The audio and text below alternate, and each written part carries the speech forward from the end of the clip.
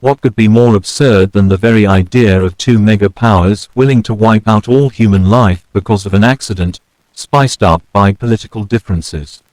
I decided to treat the story as a nightmare comedy.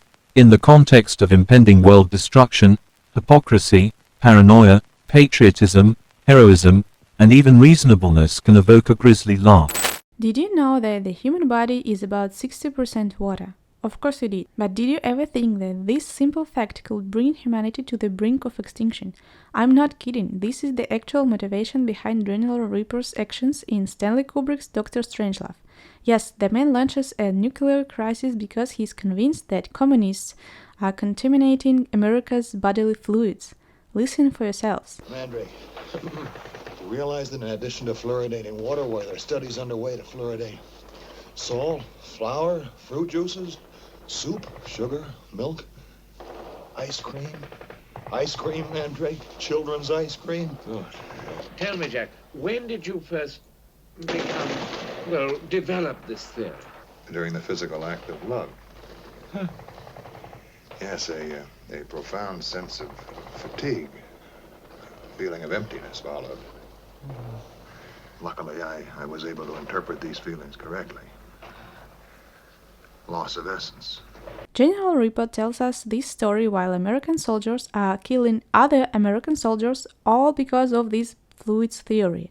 If you're feeling a bit lost, let's set the context for this film.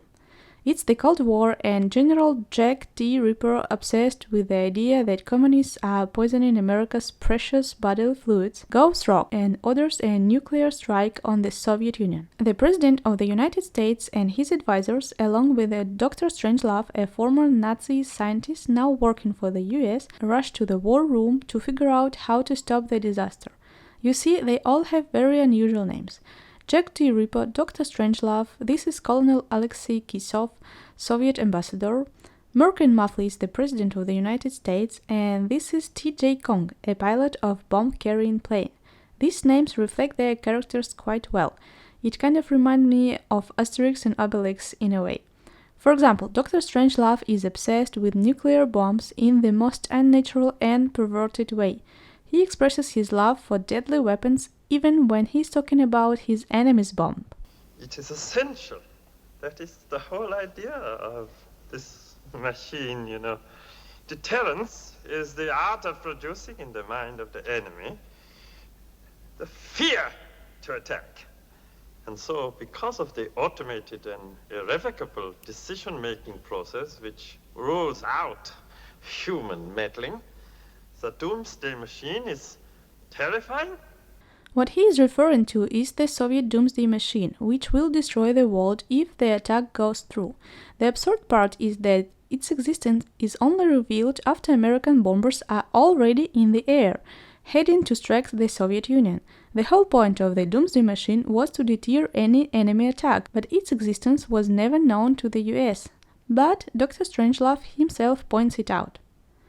President Muffley decides that the only way to somehow fix the situation is to send soldiers to General Reaper's location, defeat his men, and retrieve a code from him to stop the planes carrying the bomb.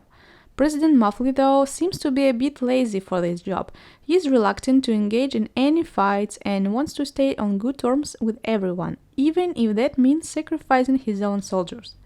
Eventually, Reaper kills himself, but never gives the code to recall the planes, dying for his theory about fluids. It's hard to think of anything more absurd. All this time, Mandrake, the British officer, was with him. Mandrake's role is very diplomatic. It's like we've all been in situations where we have to negotiate with a madman partially agreeing with his crazy ideas. Ultimately, Mandrake, the only rational voice in this madness, is arrested, even though he already figured out the code to stop the planes, but no one cares. He tries calling the president from a payphone but doesn't have enough change. In the end, he miraculously manages to get through. As absurd as the situation began, it finishes in equally absurd fashion. The world is saved, or is it? The bomber, still on its mission, continues despite the order and even despite a fuel leak, heading for a new nearby target, all because they didn't hold the bomb across the world just to turn back. In the end, what saves us is that the bomb bay doors don't open.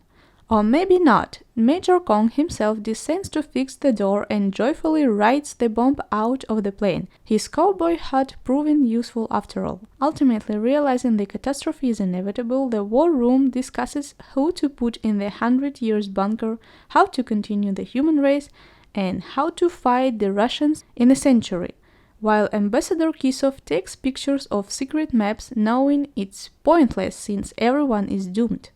Meanwhile, the Doomsday Machine destroys everything, and that's the end. This reminds me a lot of Don't Look Up, especially the ending, with everyone disregarding what's happening and no one listening to reason, here or there. After all, this movie was heavily inspired by Dr. Strangelove, as were many others. Kubrick's film is more relevant today than ever. Years have passed, but the problem still stands. Let's not forget that last year's Oscar for Best Picture went to Oppenheimer, a film about the creator of the nuclear bomb. And the Doomsday Clock now shows 90 seconds to midnight, which is considered the most dangerous moment in history. This is why I absolutely recommend you adopt Kubrick's approach to this topic and watch this great absurd comedy. I feel like this film, despite everything, can help us ease our minds and stay calm and positive in 2024. After all, excessive fear is what leads people to hate and destruction.